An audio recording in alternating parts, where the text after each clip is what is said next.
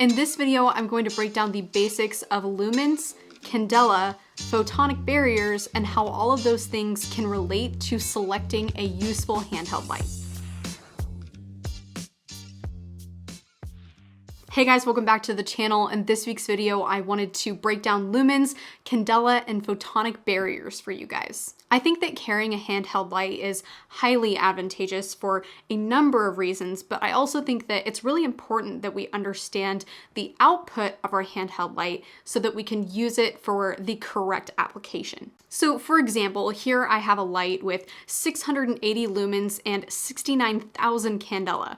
This light is sweet for threat identification, especially in adverse conditions. But by no means would I want to use this light if I were looking for the Chick-fil-A waffle fry that just fell under the seat of my truck. So if you don't understand those lumens versus candela values and how that actually relates to selecting the proper light for your use case, then keep on watching. Chances are, if you own a flashlight, you've bought a flashlight, or maybe you've had to replace the headlights on your car, you've probably heard of lumens before. A lumen is the unit of luminous flux, which really just means that lumens are the measurement of light shining in all directions. So here I have a 1,000 lumen light, and here I have a 680 lumen light.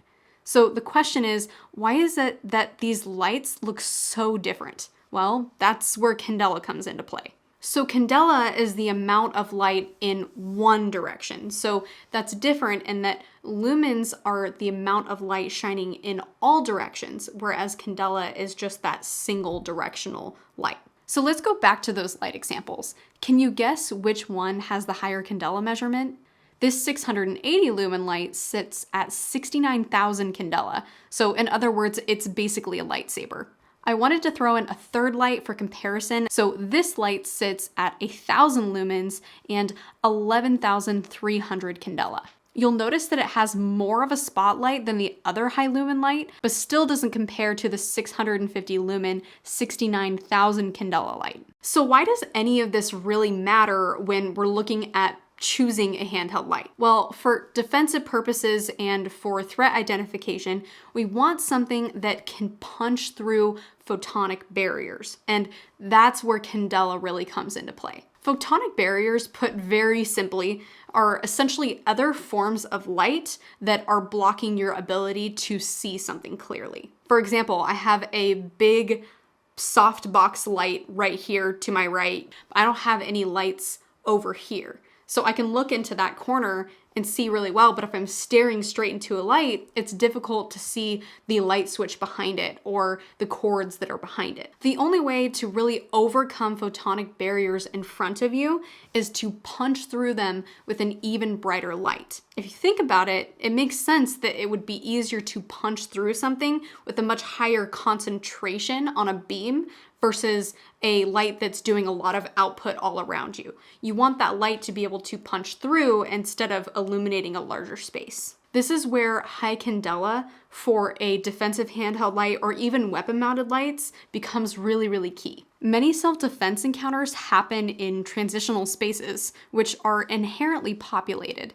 Usually these kinds of spaces are occupied by vehicle headlights, store lights, and light posts, which can all act as natural photonic barriers, making it difficult to see people lurking in the dark or heavily shadowed spaces. This is just one of the reasons that a high candela light is advantageous for this context. Task lights used for searching for Chick-fil-A fries, on the other hand, don't really need to have high candela. Please keep an eye out for next week's video where I invite my friend Johnston to come onto the channel and talk to you guys about defensive handheld light applications for the private citizen. I'm really excited about that video.